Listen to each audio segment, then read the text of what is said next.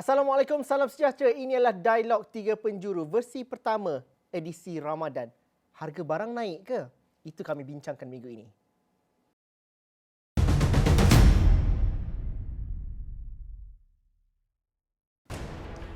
Menyertai kami dalam Dialog Tiga Penjuru pada malam ini, saya bersama dengan Datuk Muhammad Abdullah, merupakan Presiden Gabungan Persatuan-Persatuan Penjaja dan Peniaga Kecil Melayu Malaysia. Juga menyertai kita ialah Datuk Nazim Johan, merupakan Ketua Aktivis Persatuan Pengguna Islam Malaysia (PPIM), dan juga Datuk Jawahar Ali Taib Han, merupakan Presiden Persatuan Pengusaha Restoran Muslim Malaysia (PRESMA), juga bersama dengan kami dalam Dialog Tiga Penjuru pada malam ini. Premis kami ialah Ramadan sudah bermula, Hari Raya bakal menjelma walaupun dalam tempoh 3 minggu lagi, tetapi bagaimanakah anda pergi ke bazar Ramadan ataupun membeli belah? Adakah harga barangan sudah mula naik? Spekulasi itu ada, tetapi realiti sebenarnya bagaimana? Dan juga kita cuba untuk memahami dari aspek pengguna, dari aspek peniaga. Kerana benar, sejak 1 April lalu apabila banyak sekatan dan juga kelonggaran SOP diberikan, tapi dalam masa sama ia juga peluang yang baik untuk peniaga. Tetapi sejauh manakah kita memahami cabaran mereka dan juga bagaimana kita ingin memastikan bahawa pengguna tidak tertekan ataupun diambil kesempatan dengan situasi-situasi ini. Saya ingin tanyakan dulu kepada Datuk Nazim. Datuk Nazim mungkin paling rapat dengan pengguna kerana dapat aduan.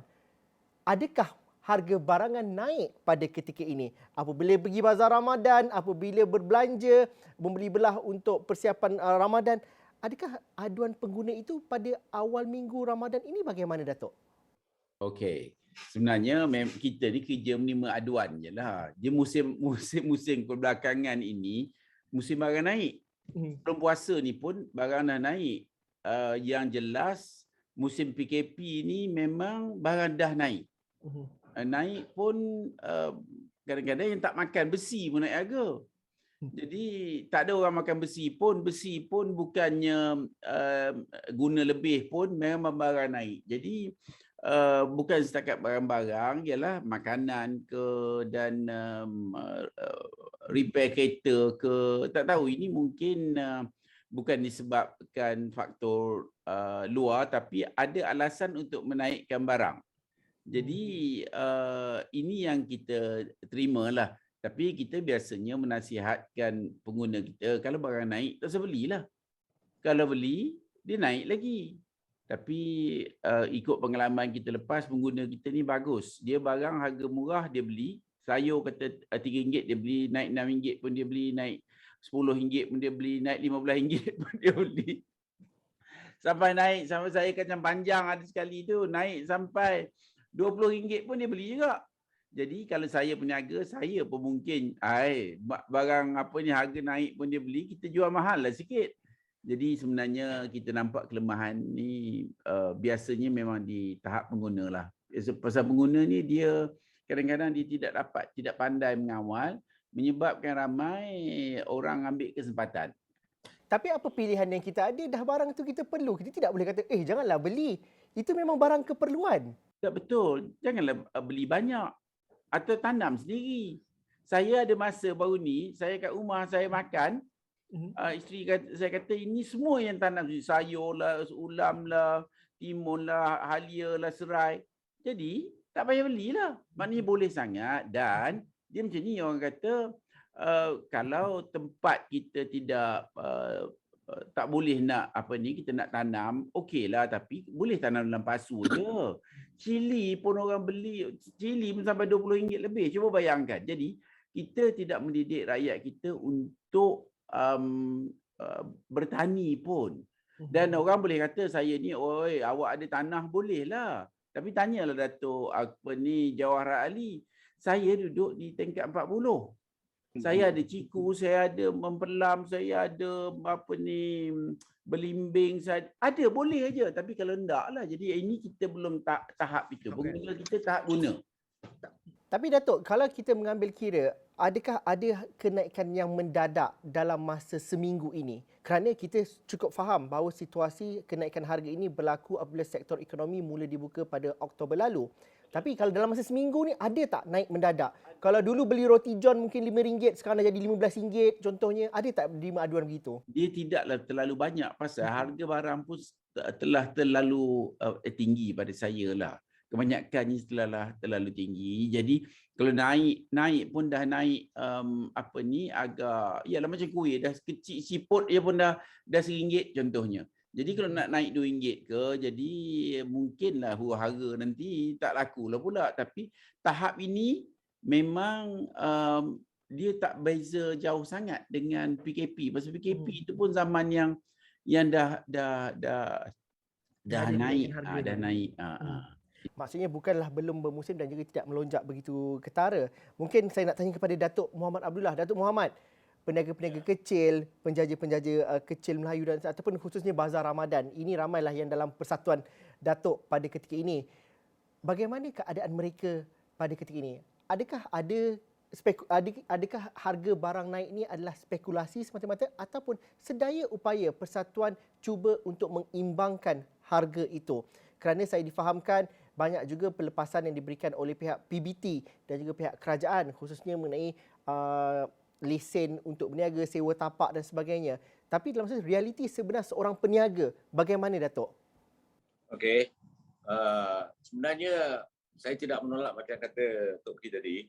Memang kita tidak boleh elakkan kenaikan harga lah. Tapi kita dalam peringkat peniaga dan penjaja kecil dalam pesta ataupun majlis Ramadan seperti kita tengok majlis Juada, majlis contohnya bazar Juada di Jalan Raja Alang.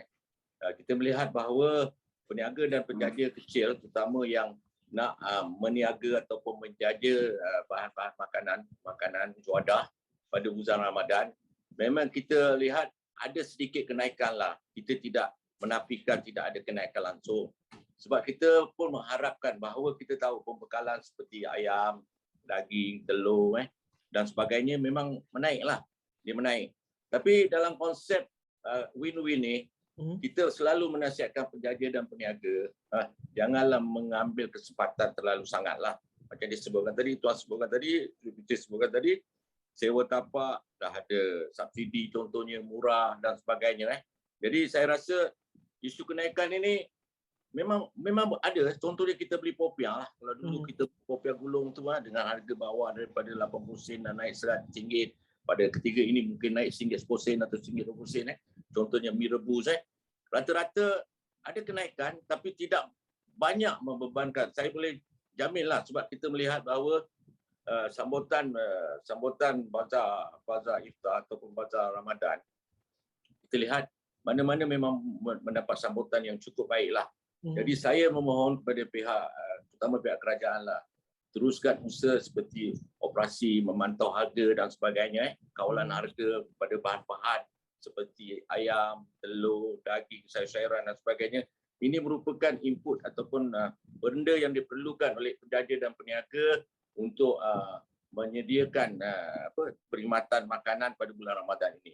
Lagi satu saya nak ingatkan, kita pun selalu memesan kepada penjaja dan peniaga kecil. Kita dikongkong atau dikekang oleh beberapa syarat.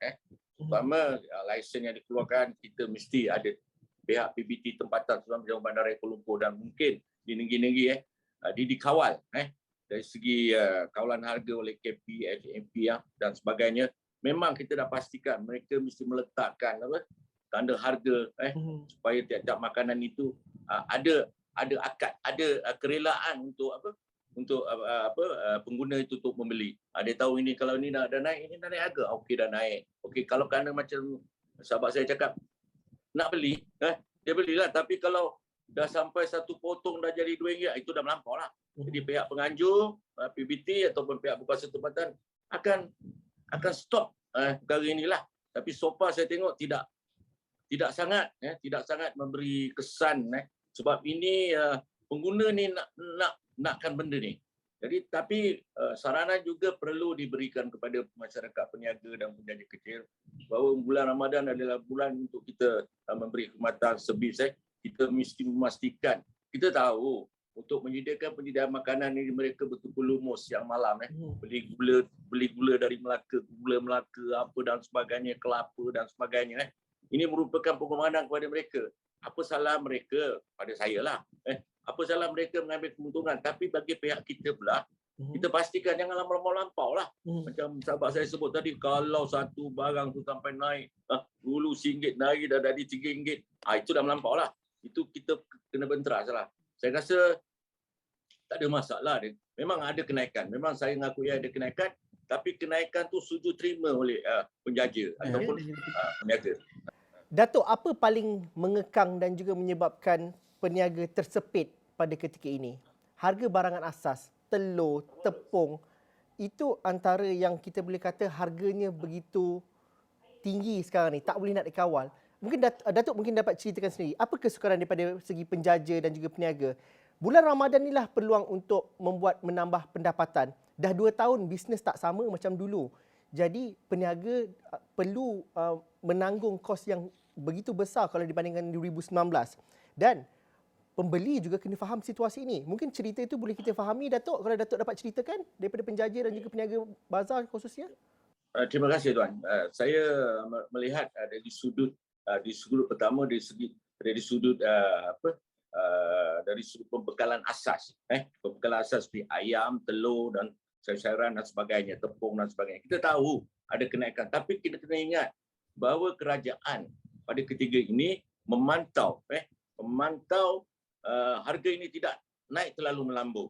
Jadi bagi pihak penjaja dan peniaga kecil pun mengambil kira, mereka pun perlu mengambil sedikit keuntungan. Kita kena ingat, bazar Ramadan ni datang sebulan sekali dan lepas ini musim hari raya. Tiba-tiba meniaga macam contoh, sedang-sedang meniaga tiba-tiba hujan turun.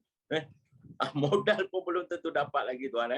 Jadi saya rasa isu pembekalan ni perlu kerajaan kena memantau. Macam saya sebutkan pada awal tadi, pemantauan ni mesti konsisten, mesti berterusan dari segi pembekalan. Jadi usaha-usaha yang kerajaan seperti memberi subsidi kepada makanan kepada ternakan, baja dan benda-benda ni memberi ruang kepada pembekal ini untuk cut cost. Jadi dan kerajaan ataupun PBT ataupun Dewan Bandar Raya, kita bercakap pasal Dewan Bandar Raya Kuala Lumpur, mereka dah pastikan tidak boleh suatu tapak tu, mana kos sewa tapak tu telah ditetapkan. Tidak ada isu yang mana boleh jual mahal. Contohnya pasal juada lah. Kita tahu satu pasal juada yang popular seperti di Jalan Raja Alang tu, dengan lesen, dengan perkhidmatan, dengan payung dan sebagainya, kita share dalam RM5 ataupun RM600. Setelah ditolak lesen, penganjur akan ambil sedikit untung dan peniaga ataupun penjaja yang berpusu-pusu nak jadi penjaja, dia pun dikenakan cas yang tertentu dan kita pun petugas-petugas di persatuan seperti di kawasan Raja Alang, Jalan Raja Gut, mereka ada petugas. Lepas tu dalam masa yang sama, pihak polis pun terlibat, pihak Dewan Bandar Raya pun terlibat dan in fact penganjur sendiri terlibat. Jadi isu ni penting. Sebab saya nak tekankan di sini, suasana Ramadan ni supaya dia menjadi happening apabila ada orang ramai datang. Kalau orang ramai tak datang, macam sebut oleh sahabat saya tadi, kalau tak ada pembeli nak beli, orang tak akan berniaga. Jadi saya rasa kerancakan ekonomi ni bermula daripada peringkat asas inilah, peringkat kecil-kecilan ni, mikro ni. Mereka ni ramai. Walaupun dia berbelanja satu orang, macam dulu saya ingatlah zaman saya, kalau kita bawa RM10, kita boleh belanja banyak. Pada kadar sekarang, kita dah pasti, kita bawa RM10, kita hanya boleh beli kuih 5-6 jenis saja, ataupun 2 jenis. Satu kuih tepung pelita tu, dulu harga berapa sen, berapa ringgit. Sekarang harga dia naik sedikit. Kita tahu tepung pelita tu, satu kuih yang semusim. Bila bulan Ramadan, memang banyak orang buat tepung pelita. Tapi harga dia tidak akan naik terlalu mendadak lah, kita faham. Mereka kena beli santan, kelapa, lepas tu kena beli peralatan dan kena keluar waktu malam. Jadi saya rasa soalan tuan tadi, bagaimana kita nak kawal ini? Nak kawal ini bermula daripada bawah, makna daripada pihak kerajaan. Pemantauan dari bahan asas perlu dikawal seperti ayam, daging, telur, sayuran-sayuran dan sebagainya. Kita tahu nak buat mi pun tauge nak kena beli. Nak buat cucuk kita kena beli benda-benda asas. Jadi asas ni kerajaan telah mengambil satu langkah yang cukup baiklah. memberi subsidi dari segi baja, input apa-apa makanan-makanan ternakan. Saya rasa itu je lah tuan yang saya boleh. Datuk, kalau harga standard untuk murtabak daging berapa sepatutnya? Okey, kalau harga standard masa sekarang kita lihat ada jenis berapa jenis murtabak daging lah kan. Ada yang saya rasa paling tinggi pun paling rendah dan paling tinggi pun kalau dulu kita dapat RM2, RM3 sekarang dah mungkin RM3.5 lah. Okay. Tapi Okay, itu saya tanyakan tu kerana ada yang mengatakan bahawa kalau contoh untuk penjaja kecil dan juga penjaja yang bermusim ini kerana tiadanya harga standard bagi sesuatu jenis masakan ataupun sejenis juadah. Jadi itu yang menyebabkan ada pertikaian yang ini lebih mahal berbanding yang itu. Itu akan saya bincangkan sekejap lagi. Tapi saya nak tanya kepada Datuk Jawahar dahulu. Datuk, restoran-restoran mamak contohnya akan menjadi tumpuan ketika bulan Ramadan, balik tarawih nak pergi moreh, dan ini juga tumpuan untuk mereka yang mencari juadah untuk 24 jam semenjak kelonggaran diberikan. Tapi itu tidak mudah bagi ahli-ahli Prisma contohnya ataupun restoran-restoran yang mamak kalau kita lihat tidak semuanya dapat melakukan perkhidmatan secara sepenuhnya sebelum pandemik. Apa situasi sebenarnya? Apa kesukaran daripada Prisma khususnya? Dan mungkin Datuk boleh mulakan dulu dengan menjawab berapa harga teh tarik standard sepatutnya sekarang? Assalamualaikum warahmatullahi wabarakatuh. Sekarang ni kita daripada pandemik dah beradih kepada endemik. Kalau tuan tanya tadi harga teh tarik ni, sebenarnya teh tarik ni bergantung pada kawasan juga. Kalau teh tarik di Taman Tun yang sewa dia sampai 40-50 ribu. Dan kalau teh tarik yang sama kalau kampung saya di Sabak Bernam, sana RM1 pun boleh dapat. Sebab harga ni bergantung pada kawasan dan kos juga kita perlu ambil kira. Jangan marah kalau kawasan Kayangan, harga Kayangan jugalah kan? Kalau harga Kayangan tu di sini perlunya kebijaksanaan kita sebagai pelanggan. Sebab tagline KPDN HCP juga, jadilah pengguna yang bijak. Kita ni seperti mana Tok Ki cakap tadi, kita sendiri yang perlu pandai tengok gunakan hak kita sebagai pengguna. Kami yang mungkin Muhammad dengan gerai-gerai mereka, kami restoran, kita pada kami cukup senang. Kami hendak menyediakan satu perniagaan yang dengan harga yang patut, rasa yang sedap, servis yang efisien. Sekarang ni dah bila mana 1 April, semua orang gembor-gemborkan kata boleh tengok apa live football lah lepas ni. Sebenarnya kedrat kami tak ada. Di pihak pengusaha restoran India Muslim ni boleh katakan tak sampai 25% pun yang dapat buka 24 jam dalam keadaan sekarang ni sebab kekangan tak ada pekerja. Dan usaha kita Muhammad sendiri ni sekarang isu itu je. Sekarang ni sampai kan nak cuci pinggan pun ada yang demand boleh minta RM100 cuci pinggan. Kalau dah kita dah tak ada pekerja sangat ni dah macam-macam lah. Dan lagi satu pula di pihak pengusaha restoran, setakat ni alhamdulillah tak segera di peniaga-peniaga kecil juga, kami seboleh mungkin kita cuba kekalkan harga. Kalau ada kenaikan pun cukup minimal lah. Dan kita tanda keuntungan yang berlebihan ini sebenarnya boleh dikategorikan sebagai riba juga dalam Islam ni. Riba ni 7 di antara 7 dosa besar. Kalau dalam konsep peniaga kami ni, orang Islam kita ni kita ambil kira, kita hendakkan bukan keuntungan semata-mata. Kita nak belikan perniagaan ni, kita nak beli makanan yang bersih. Dari segi hukum hakam kita ambil kira, harganya mesti harga yang patut. Itu kadang-kadang orang tanya juga, mengapa kedai mamak ni ramai orang lah, ada pelaris ke? Pada saya tak ada benda-benda semua pada saya mengarut. Yang paling penting kita sediakan servis yang baik, jaga customer dengan baik, berikan layanan yang terbaik dengan harga yang patut. Saya tak kata murah, tapi kita berikan harga yang patut. Itulah daya penarik kita dalam niaga. Dan kita hendak kalau hari ini customer datang ke kedai kita, besok dia boleh sembang kawan-kawan dia lepas tarawih ke, kata aku pergi kedai sekolah semalam ni, servisnya hebat, makanannya pun panas-panas, sedap. Ini yang kita perlukan. Tapi cabaran selepas pembukaan ekonomi dan juga banyak sekatan yang sudah dilonggarkan, apa cabaran yang dihadapi oleh Prisma khususnya walaupun ramai kata seronoklah dapat buka puasa ataupun moreh sampai tengah malam, sahur datang 3-4 pagi. Tapi cabaran paling utama pada seminggu pembukaan ekonomi ni apa dia, Datuk? Yang bukan semenjak kita beralih daripada pandemik kepada endemik ni ialah semua udangan kita boleh buka 24 jam, boleh tengok live bola sepak apa semua, tapi hakikatnya tidak ke situ. Sebab kekangan, tak ada pekerja, memang satu yang gagal kita atasi. Segala usaha kita bersama dengan Kementerian Sumber Manusia di bawah KESO umpamanya, ada program penjana untuk mengambil pekerja-pekerja tempatan juga gagal, dan juga permohonan kami bagi Jabatan Tenaga Kerja yang banyak membantu kita untuk mengurus dia pekerja tempatan ni pun setakat ni masih tidak melalui jalan penyelesaian. Nampaknya tak ada cahaya di luar terowong dan makin gelap gelita lah.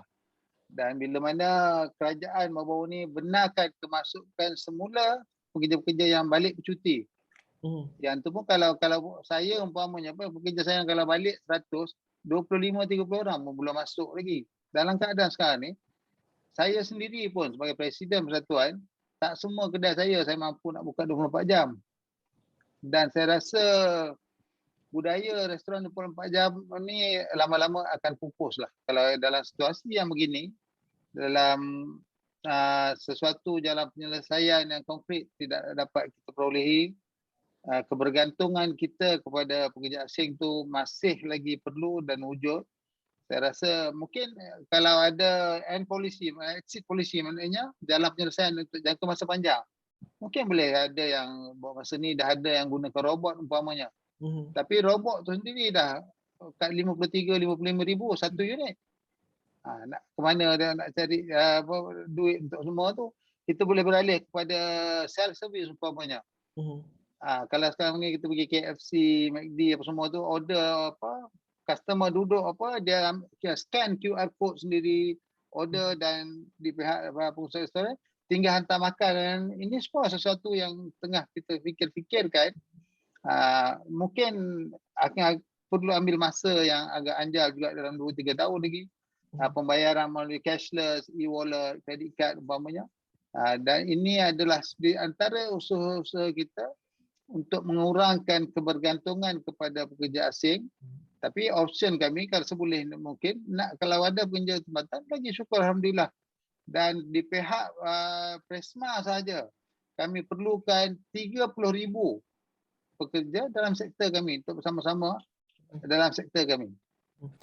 Datuk, di sebalik kekangan pertambahan kos kerana menyesuaikan bisnes di era endemik, di era peralihan endemik ini, bagaimana Presma mampu untuk, kerana ini bukan harga barang sahaja, tetapi harga kos operasi juga menyebabkan peniaga-peniaga juga terhimpit sama sekali.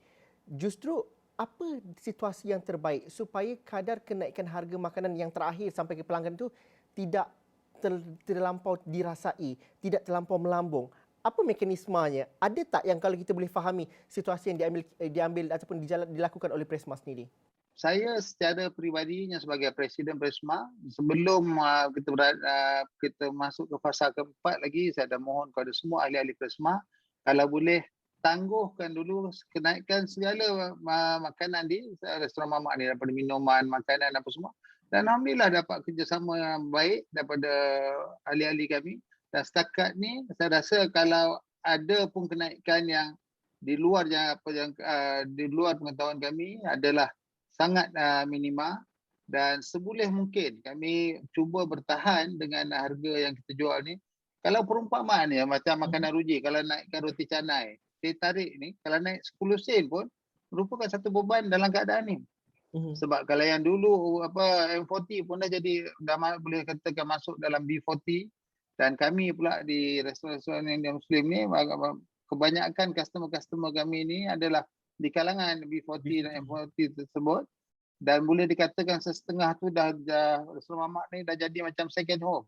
Balik daripada kerja singgah, pergi kerja singgah, anak nak pergi sekolah pun bekal daripada restoran umpamanya. Dan di situ peranan kami ni cukup penting, dan kami bukan saja mengambil kira keuntungan semata-mata, tapi mencari redha Allah Subhanahu Wa Taala. Kita cuba berikan yang terbaik dengan, tapi saya rasa juga ada keperluannya jugalah di KPDN SCP ini menumbuhkan satu biro atau satu unit yang memantau kenaikan harga-harga di pasar-pasar borong ni macam ayam, ikan, daging, telur.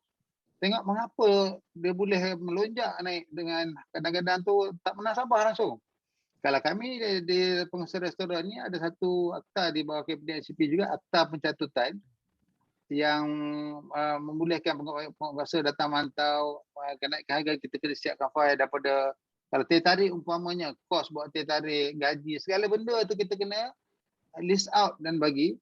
Dan benda ni juga saya rasa perlu diadakan satu unit penghususannya kepada pasar-pasar borong ni tadi. Mengapa ayam boleh naik tak semena-mena, telur, air, hujan aja turun, lain-lain semua tak pernah turun sepekat.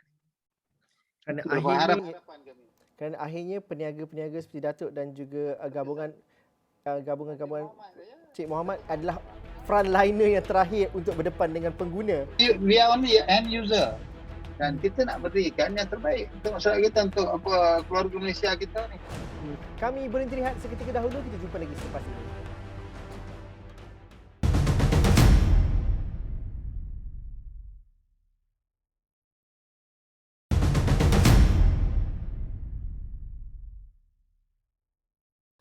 Okey, bertemu lagi kita dalam Dialog Tiga Penjuru. Datuk Muhammad, Datuk Jawahar Ali dan juga Datuk Nazim masih lagi bersama kami. Kita bercerita mengenai harga barang naik.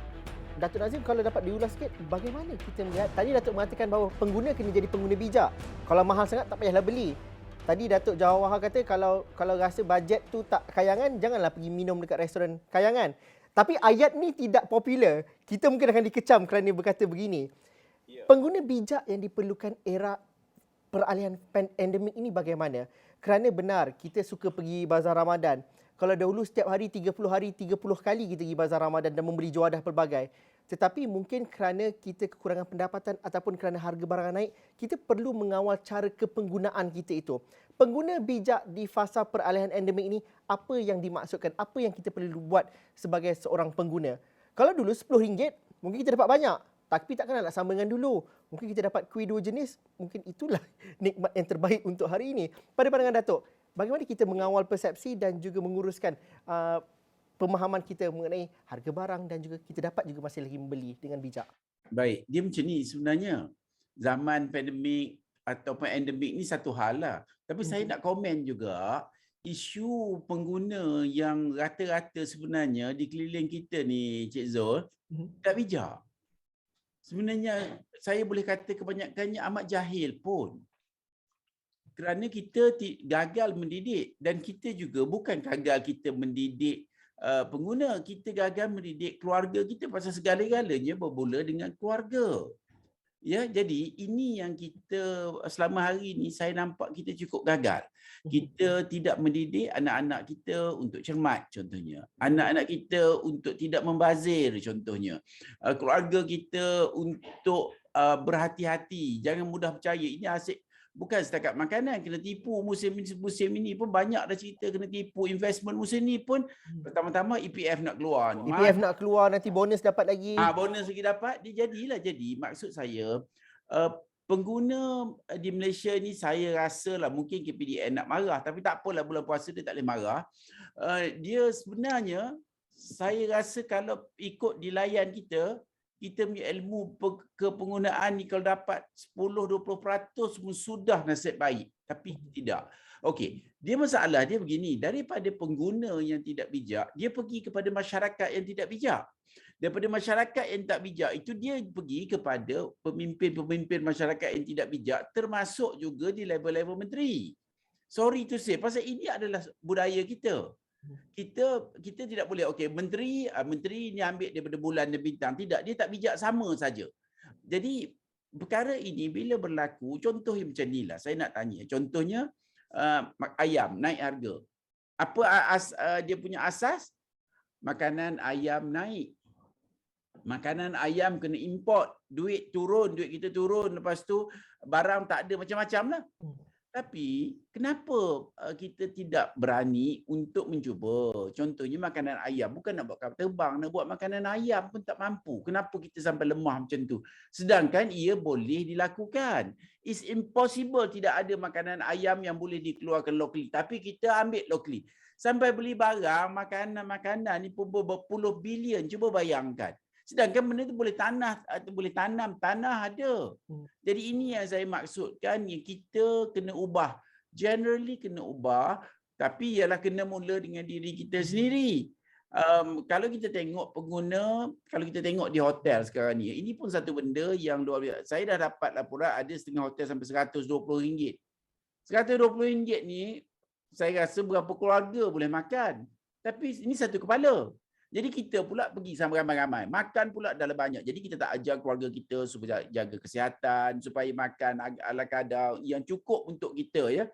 Jadi bila habis contohnya kalau majlis, katakan banyak syarikat belanja klien dia jemput 100 orang, kadang-kadang datang 20 orang. Datang 20 orang, maknanya kalau seorang, katalah seorang untuk RM120, seorang seekor ayam lah. Maknanya 20 ekor ayam tu dah tak makan dah. Jadi, dia bercerita, dia dah jual, bos dia cakap, okey kita dah jual untuk package 100 orang. Tapi betul ke 100 itu habis? Kadang-kadang yang makannya 80, yang 20 tu dia tak recycle, dia buang je juga. Pasal setengah hotel dia jaga standard, buang. Setengah-setengah makanan segera pun macam tu. 7 minit tak masak, orang tak ambil, dia dah buang. Jadi, generally kita ini mengalami kelemahan daripada sudut. Contohnya lah, jadi false demand. Ayam yang 20 ekor tu dah laku, tapi buang. Dah lah buang, membazir pula, ada orang tak makan. Jadi ini dalam keadaan yang cukup tak masuk akal. Maknanya orang tak makan, kita buang. Dalam pasaran ayam tak ada, ayam harga naik. Lepas tu ayam tu pula makanannya kena import, mengalahkan orang pula makanan kena import. Cuba bayangkan. Apa yang Datuk katakan tadi tu ialah berteraskan kepada akhirnya kepada matlamat pembangunan mampan SDG, kerana ini semua termaktub di bawah itu daripada segi pembaziran makanan dengan zero food waste dan sebagainya. Tapi Datuk tadi bercerita mengenai pengguna kita tidak bijak. Justru peranan persatuan pengguna seperti PPIM sendiri, bagaimana menggerakkan, bagaimana ada anjakan paradigma daripada sekadar mengadu, komplain. Yelah, ada persepsi kata persatuan pengguna ni buat apa? Ataupun apa yang kita perlu buat dengan persatuan pengguna ni? Adakah kita komplain semata-mata ataupun di mana tahap pendidikan yang perlu ada sekarang ini? Kerana ini berterusan dan perlu dilihat secara holistik. Kalau kita bercerita pasal harga barang naik, tak patut kita cerita pasal harga barang dan juga pada harga teh tarik dan juga harga murtabak sahaja. Tapi ini berkait kepada bagaimana sustainable-nya penanaman kita dan juga food security kita. Bagaimana kita mengawal perbelanjaan kita seharian. Itu menyeluruh dan itu perlu ada perbincangan. Tapi dalam diskusi kepenggunaan, adakah itu berlaku? Adakah itu yang diterajui oleh PPIM juga sendiri? Okey, dia sebenarnya macam ni. Pasal kita tidak turun padang kadang-kadang. Contohnya bukan susah tanam halia, tapi kita tak buat. Di kampung pun nak buat kenduri, halia pergi beli kat supermarket. Cuma ini bercerita mungkin tak ada apa-apa, tapi ia sebenarnya kita kena buat. Contohnya saya nak bagi satu contoh lagi, ya. Okey, kita ramai. Tuan Zul, suka makan rambutan? Bolehlah kalau musim, kalau ada. Ada sejak 10 tahun lepas mungkin ialah ratusan biji juga makan kan? Ya. Tapi kita tidak pernah mendidik pengguna kita pada buang biji tu dalam tempat pembakaran. Baiklah tanam. Tanam bagi dia peluang hidup. Jadi itu pun kita tak buat. Kalau pasal kita punya training, dia jadi daripada situ training kita kepada contohnya ahli-ahli majlis. Mana tanam pokok buah? Pokok bunga semata pokok bunga, jadi boleh makan bunga. Okeylah juga, ya. Tapi ini masalah kita. Maknanya kita tu daripada kampung, training dia, tak payah tanam, tak payah ini beli. Jadi yang dia bekerja pun dia pun macam tu juga. Jadi lama-lama dia menjadi satu trend. Jadi bila banjir, ada sekali di Kelantan baru didengar, dia naik satu tempat yang tinggi sampai air tak turun, akhirnya makan kulit pokok. Apa salah makan makan buah membelam kalau ditanam? Contohnya, kalau semua ataupun semua masjid, Datuk Jawahar katakan, okey, di masjid dia kita minta dia punya tahfiz, okey tanamlah 10 pokok. Boleh hidup 10 pokok, satu tahfiz. Dia ada 2000 contohnya tahfiz. berapa banyak pokok kita boleh ada. Tapi kita tidak turun padang, kita tidak mahu. Ini masalah mungkin pasal dulu kita selesa, mungkin makanan murah, akhir-akhirnya kita ambil mudah. Tapi popular tak Datuk kalau kita buat di kalangan persatuan-persatuan pengguna contohnya? Tak kena buat. Kita tidak ada pilihan. Tambah zaman sekarang ini. Sudah dilakukan sekarang ini? Macam mana tuan? Sudah dilakukan buat setakat ini cara pemikiran ni? Contohnya saya nak cerita, di kawasan saya ni, apartmen saya ni, banyak tanah. Tapi bukanlah tanah kata kawasan apa. Jadi saya ingat saya dah tanam tak kurang mungkin 300 pokok mata kucing. Wow. Itu kalau saya seorang. Ni Dan kondo benda ni. susah. Ya, Ni kondo 40 tingkat. Boleh buat. di rumah saya. Ha. Maknanya di kawasan kondo ni. Oh. Jadi tanam Bandar Raya letak ataupun saya minta dia orang letak. Sekarang ni pokok dah merata. Dia berbuah tak berbuah soal kedua, tapi kita dah buat sesuatu. Jadi kita cuba bayangkan, kalau kita ambil di wilayah ini ada 100 masjid. Kalau 100 masjid tanam sayur je, kita tak payah dah ambil sayur. Jadi ini mula dengan ini. dan juga lebih tertumpu di Ya, kita kena mula. Kita kena mula sesuatu. Cakap je tak guna. Tak ya. Datuk Muhammad, kalau saya dapatkan pandangan Datuk, apabila kita bercerita mengenai penjaja kecil, peniaga-peniaga, inilah mereka yang terkesan akibat mungkin ada yang menjadi penjaja kerana sudah diberhentikan kerja baru-baru ini. Mungkin baru bertatih nak berniaga, baru belajar nak berniaga. Inilah platformnya ketika Bazar Ramadan ini. Justru apabila Datuk mengatakan bahawa jaga harga untuk memastikan bazar tu ramai orang datang, bagaimana kita nak memastikan bahawa mereka ini dibantu dengan pelbagai cara. Tadi kita dah cerita mereka dibantu dengan pelepasan kadar sewa yang tidak dinaikkan. Apa lagi cara-cara yang komuniti boleh sama-sama membantu golongan-golongan penjaja ini supaya mereka dapat jualan laris, harga dapat dilakukan dengan terkawal dan dalam masa yang sama mereka akan dapat pendapatan hujungnya kerana akhirnya mereka juga terkesan akibat pandemik ini. Mereka juga bertatih untuk memulihkan semula kehidupan. Pandangan Datuk dan juga realiti sebenarnya macam mana? Realitinya begitulah pada keadaan selepas pandemik dan kepada epidemik lah. Kita melihat terutama di Kuala Lumpur lah. Kita melihat gerakan menggalakkan usahawan muda atau penjaja muda bermula di Kuala Lumpur ni dan negeri-negeri lain lah. Kita melihat seperti mula-mula sekali Dewan Bandar Raya melepaskan WBB, wilayah bebas berniaga. Kita melihat kebanyakan peniaga-peniaga adalah kumpulan yang dah statik lah, yang berada di tapak kat kawasan sesuatu kawasan lah. Tapi bila berlaku pandemik, berlaku COVID, kita lihat peniaga ataupun penjaja-penjaja ini kebanyakannya orang-orang yang lepasan universiti, lepasan menengah, diploma dan sebagainya. Dan kita melihat ada peningkatan dari segi Foodpanda, e-hailing ni. Jadi kita melihat bahawa dua pihak persatuan memberi ruang, terutama pihak persatuan penjaja di seluruh Malaysia melalui platform e-hailing, warungku, platform dan apa pun, terutama di Dewan Bandar Kuala Lumpur, pihak Menteri Wilayah sendiri akan mewawarkan nak mewujudkan 1,000 usahawan muda bermula dari konsep bahawa peniaga ni perlu di-rebrand. Penjaja dan peniaga kecil ni perlu kita rebrandkan dia ke satu tahap menjadi satu pekerjaan yang selesa kepada mereka lah. Kita nak tahu kita melihat seperti di Jalan Raja Bot sendiri kita melihat bahawa anak-anak muda mula berniaga bandar, mula berniaga pakaian dan sebagainya di atas jalan raya. Walaupun kita melihat bahawa ini tak betul, tapi kita memohon pihak persatuan memohon Dewan Bandar Raya untuk mereka ni dihalalkan, dilaisenkan supaya ini memberikan satu gerakan daripada berniaga dengan bentang tikau dan sebagainya. Dia akan bergerak kepada seperti kios, seperti menjadi pembekal kepada dia punya network di negeri-negeri lain. Kita melihat ini satu persatuan, melihat ini persatuan memberi galakan sebenarnya kepada penjaja-penjaja muda, tak kiralah membuat makanan ke, meniaga goreng pisang ke, meniaga keledek yang dia boleh buat jadi lebih sedap macam kuih keria. Kalau dulu kita tahu buat kuih keria tu orang tua-tua buat.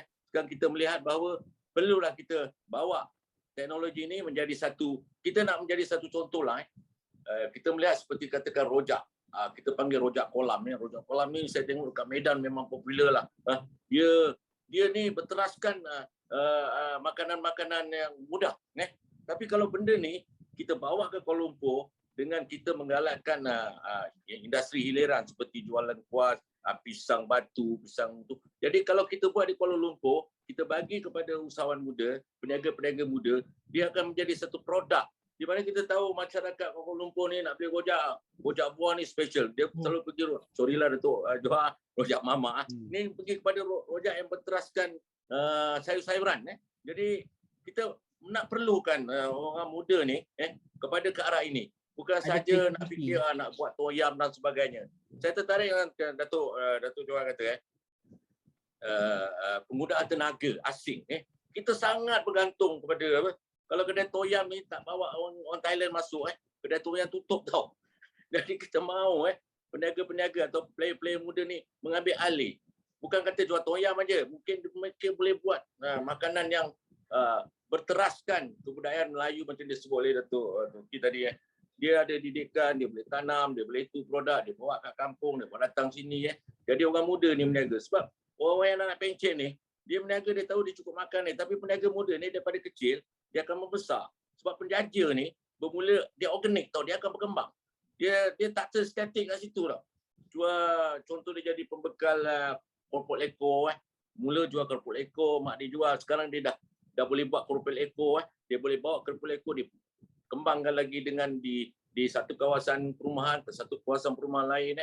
Contohnya kita tengok di Coket lah. Sayur kampung.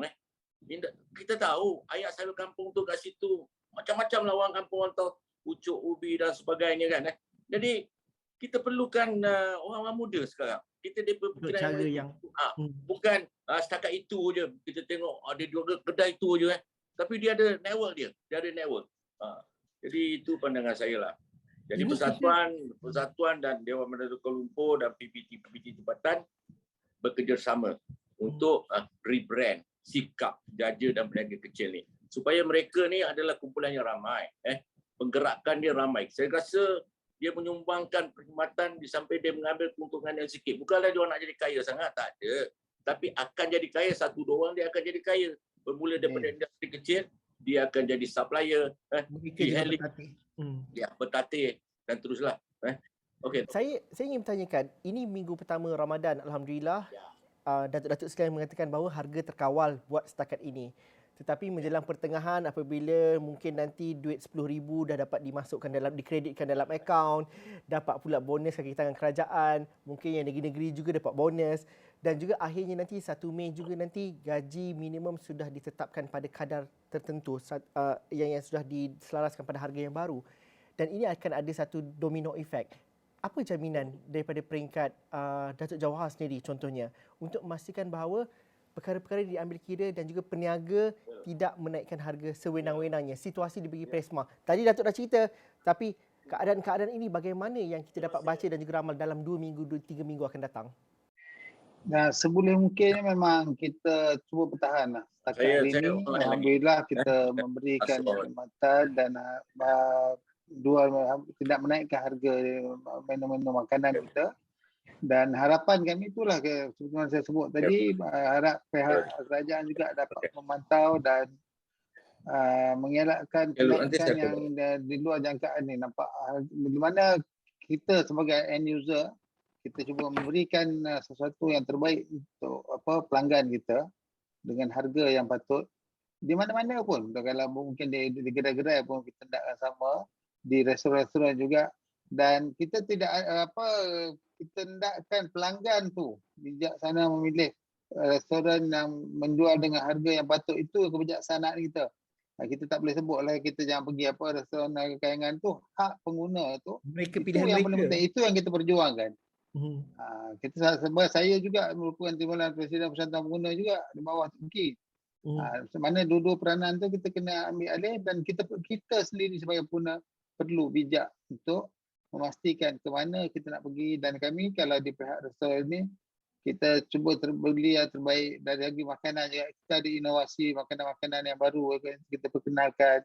Dan kalau restoran mamak ni consider like one roof food center lah. Segala makanan mamak, ada western, ada tom yum, ada kalau setengah makanan apa semua jenis makanan tu kita boleh jumpa di restoran mamak ni. Ini salah satu plus point di restoran mamak ni lah. Tapi ada jaminan tidak ada naik harga dan juga tambahan kos bila harga gaji minimum nanti naik juga, Datuk? Tak, sekarang ni pun sebenarnya takat 1,500 ni sepatutnya kenaikan 25% ni satu yang agak memang kritikal dalam keadaan sekarang ni. Mengapa tidak kita diberikan pengkhususan gaji minima tadi kepada warga tempatan dahulu?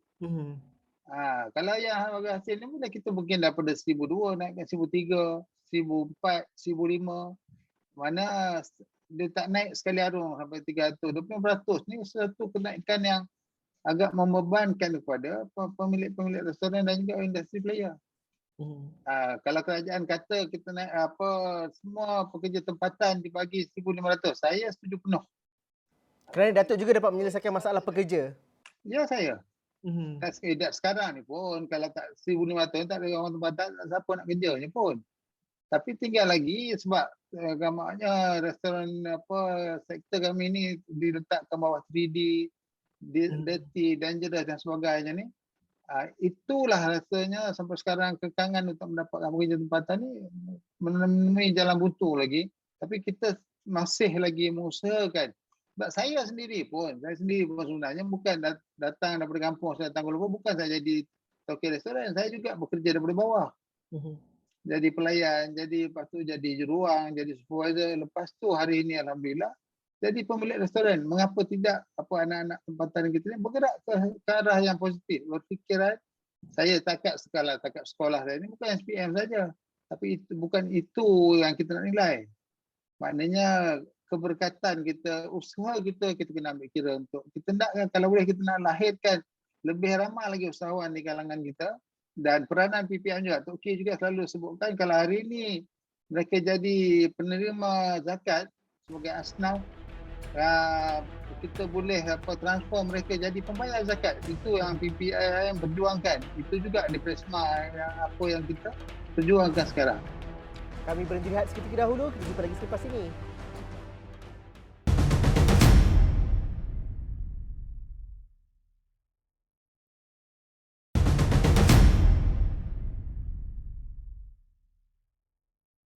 Bertemu lagi dalam Dialog 3 Penjuru. 3 orang panel masih lagi bersama dengan saya untuk minggu ini. Saya mungkin ada berbaki beberapa minit yang terakhir ini untuk setiap ahli panel untuk menjawab soalan. Tapi saya kira yang terakhir ini mungkin saya tanyakan kepada Datuk Jawahar dahulu. Apabila kita sebut barang naik, harga naik, kita mungkin akan memberikan reaksi daripada pengguna, akan memberikan reaksi yang begitu emosional. Faham, ini waktu susah. Tapi dalam masa yang sama, bagi peniaga juga, peniaga ada bebanan kos dan juga selalunya reaksi yang diberikan berbentuk defensif. Tapi ini masalah bukannya masalah yang mudah untuk diselesaikan. Ianya menyeluruh. Dalam perbincangan kita dah hampir sejam ni juga, tidak mungkin kita dapat menjadi satu jalan penyelesaian yang mudah. Bagaimana kita nak menguruskan persepsi kita dan juga cara kita bertindak dengan betul apabila kita berhadapan dengan isu ataupun persepsi harga barangan naik. Datuk, bagaimana Datuk? Sejujurnya lah, semua orang tahu dalam musim pandemik ni segala bendanya naik, segala harga barang. Sebab bila demand tinggi, barang keperluan pula kurang dan tenaga pekerja kurang di kebun-kebun, di Cameron Highland. Kalau kita naik Cameron Highland, kita tanya, saya kata sebab kekurangan pekerja tu menjadikan demand, segala barang keperluan kita ni naik memang mendadak. Tapi seperti mana yang saya sebut tadi, seboleh mungkin kita cuba bertahan dengan harga jualan yang sama. Tapi sampai bila kita boleh bertahan? Sebab pada saya yang paling penting kita nak jaga kebajikan dua-dua pihak. Dan kalau ada orang kata restoran ni naik, itu saya ulangi balik. Di situlah kebijaksanaan kita sebagai pengguna. Kita perlu kita ada hak. Kita bukan ada siapa-siapa kita pergi restoran orang tarik tangan sebelum datang makan kedai dia, tak. Pergi gerai mana-mana pun di situ perlunya kita ni sebagai pengguna berlaku bijak. Saya sebagai pengusaha restoran, saya akan memberikan yang terbaik dengan harga yang patut. Itu juga pesanan saya kepada semua ahli-ahli saya. Alhamdulillah setakat hari ini semuanya masih akur lagi dan masih bertahan. Mungkin daripada keuntungannya akan jatuh. Tapi saya tak katalah sampai boleh muflis rugi. Itu alhamdulillah lah. Allah akan kita perlu yakin dengan untungan yang minima pun kalau dapat jualan yang tinggi, insya-Allah we go for volume umpamanya. Untuk pemulihan Kan- buat ketika ini. Ya, kalau kita jual kalau 100 roti canai dengan harga yang tinggi, kalau kita boleh jual 1000 roti canai dengan harga yang rendah, tapi ramai pelanggan lagi datang, insya-Allah itu lagi barakah sebenarnya. Itu yang kita hendakkan. Macam Datuk katakan tadi, kalau misalnya kita nak harga teh tarik RM1 seperti di Sabak Bernam, kalau bajet kita Sabak Bernam, janganlah kita pergi minum dekat TTDI. Analogi mudahnya dekat situ. Saya macam tu sebab sekarang ni semua pun restoran kita dah ada tanda harga dah. Kita belum menilai. Kalau ada satu kawasan di Lembah Kelang ni juga, di satu barisan yang sama, di satu kedai ujung dijual teh tarik RM3.40 dengan konsep yang agak Berbeza eksklusif sikit.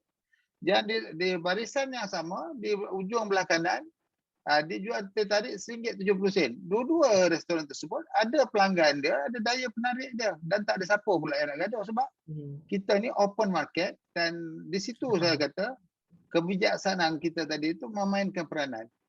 Kalau kita rasa sama, kuantiti sama, tapi konsep kalau sana ingin malam-main, dan sini dengan gelas dia yang eksklusif sikit, dengan pinggan dia yang hebat-hebat, itu juga kita ambil Dengan kira. lighting lain sikit lah kan, Datuk? Ya saya ya Datuk. seating dia. Datuk Nazim, mungkin terakhirnya harapan Datuk Nazim. Tadi kita bercerita mengenai pengguna perlu bijak dan juga bagaimana menguruskan khususnya di musim-musim perayaan ini untuk kita mengurus persepsi dan juga kalau nak jadi pengguna tidak terhad sahaja kita komplain di media sosial tapi perlu salurkan kepada tempat yang betul kerana KPDNCP akan kata begitu. Salurkanlah maklumat. Adakah kita ramai yang bersikap proaktif sebegitu? Masalahnya ramai yang tak sikap proaktif. Dia kalau biasanya orang mengadu pada kita pun tanya, okey, berapa barang naik? Naik tinggi je. Contohnya. Dekat mana kedai ni? Dekat Bangsa. Dekat mana boleh kita, pasal kita biasa kita nak pergi tengok. Bangsa dekat situ tak jauh daripada McDonald. Cuba bayang macam mana kita nak bertindak. Ada buat receipt, tak ada, apa pun tak ada. Jadi dia lebih berharap. Dan kita kena ambil sikap take charge of kehidupan kita. Maknanya apa yang kita perlu buat, makan sikit. Sikit lah, apa benda ada masalah. Yang nak beria-ria, kata orang nak lebih, kalau nak raya ni kan mesti nak beli lansir ke tidak, tak boleh raya. Jadi that is wrong lah. Maknanya kita kena bersikap real dalam keadaan cabaran yang besar hari ini dan mungkin besar lagi datang. Kita kena bersungguh-sungguh cuba handle segala benda mengikut kebijaksanaan. Contohnya pakai air. Pakai air pun ambil air semayang, gajah pun boleh ambil air semayang kalau banyaknya pakai air. Jadi sebenarnya kalau tidak tak susah pakai dalam spray. Pakai spray tu. Boleh aja. Ini nak pakai dengan beldi-beldi dengan satu badan basah. Jadi kita tidak dididik untuk cermat sebenarnya. Ini pasal dan tidak Dan sekarang adalah masanya untuk kita bertindak bijak dan juga cermat. Maknanya dulu mungkin tidak ada cabaran, sekarang sebab ni kita kena, kalau tidak kita akan tersisih akhirnya. Dan kita akan hanya marah saja di situ. Datuk Muhammad, akhirnya nanti bagaimana harapan kepada pengguna dan juga harapan kepada penjaja-penjaja kecil khususnya. Bagaimanakah kita mengawal dan juga menguruskan persepsi dan juga mengawal keadaan pada ketika ini. Akhirnya nanti bagaimana? Harapan saya kepada penjaja dan peniaga kecil, terutama mereka janganlah mengambil kesempatan. Okay? Jangan terlalu nak mengejar keuntungan. Sebab benda ni makan waktu yang lama. Pertama, kalau di musim-musim perayaan ni, bukan musim perayaan ajalah. Sebelum tu pun kita memesan peniaga-peniaga kecil, macam kata jual nasi lemak dekat Kampung Baru tu sebenarnya banyak peminat dia datang kan. Jadi kalau nasi lemak tu RM1.50, masih rakyat Malaysia masih mampu belilah. Kalau nasi lemak RM1.50, nasi lemak bungkus tu di Jalan Raja Hussein tu. Jadi janganlah tiba orang dah selalu ramai dia naik ke harga sampai RM2.50. Jadi saya harap penjaja dan peniaga kecil, insya-Allah peniaga dan penjaja kecil ni mereka akan tidak akan menaikkan harga terlalu melampau lah. Dia ambil asal kepada dalalnya, kepada penaklah dia. Dan dia nakkan memberi perkhidmatan kepada orang yang nak belilah. Orang nak makan. Kalau kau tak nak makan nasi lemak, kau makan benda lain lah. Tapi kalau dah ada peminat, jangan sampai kita melambung-lambung harga. Jadi pihak persatuan selalu menasihatkan mereka supaya lesen kamu dan sebagainya, kita tahu, kita akan blacklistkan kawasan itu. ini dia kenakan harga yang potong leher. Kalau ini kita akan pastikanlah. Jadi pihak persatuan akan membantulah. Saya rasa pihak-pihak persatuan di negeri-negeri lain pun akan berperanan sebagaimana yang kita bermesyuarat bahawa kita tidak boleh menaikkan harga sewenang-wenangnya. Sebab nawaitu kita ialah memberi perkhidmatan secara kecil-kecilan, menjaja secara kecil-kecilan. Jadi konsep ini kita bawa lah. Jadi mustahil lah kalau macam kita boleh menjual 2,000 macam disebut di volume lah. Tapi bagi penjaja kecil dia tak sampai macam tu. Kalau kita tahu kat Kampung Baru tu bersusun-susun pergi dekat restoran Cik Senar dan sebagainya kan. Kita tahu restoran tu ada nama popular. Tapi kalau kita tengok harga dia, tidaklah orang kata sampai harga kayangan. Mana mampu B40 orang yang gelandangan ataupun sebagainya yang duduk dekat kawasan persekitaran masih boleh membeli dan masih boleh menikmati makanan sebagaimana yang dihidangkan. Jadi itu pesan saya kepada penjaja dan peniaga kecil terutama di ibu kota, jangan kita menaikkan harga lah. Saya menyerulah sebab banyak subsidi telah dibeli oleh kerajaan, banyak kelonggaran dibeli oleh Dewan Bandaraya Kuala Lumpur, BBT dan negeri-negeri lain. Jadi tak ada alasan yang mereka boleh potong leher orang lah. Kalau potong leher, kita akan dapat maklumat, kita akan cek lah. Ini tak betul lah. Awak buat ni tak betul. Jadi itulah seranan sebagai yang dipertua di peringkat wilayah dan di Malaysia. Saya mengharap konsep ini kita jelaskan bahawa meniaga, cari untung patut-patut. Ia akan menjadi peringkat yang mana kalau kita nak meniaga, dia akan jadi rezeki yang halal. Kita boleh memberi makan, minum anak kita dan sebagainya. InsyaAllah. Itu tuan-tuan dulu. Akhirnya kita harap peniaga tidak mengambil kesempatan dan juga situasi itu dapat dikawal dengan sebaik mungkin, dan juga pengguna kalau nak menjerit juga perlu diletakkan pada tempat dan juga asas yang betul. Sekian saja perbincangan kami dalam Dialog 3 Penjuru pada hari ini. Terima kasih Datuk Muhammad, Datuk Nazim dan juga Datuk Jawahar kerana sudi bersama kami dalam Dialog 3 Penjuru pada hari ini. Terima kasih kepada anda yang menonton. Pandangan dan juga cadangan teruskan bersama kami di platform digital kami. Assalamualaikum dan salam sejahtera. Sampai jumpa lagi.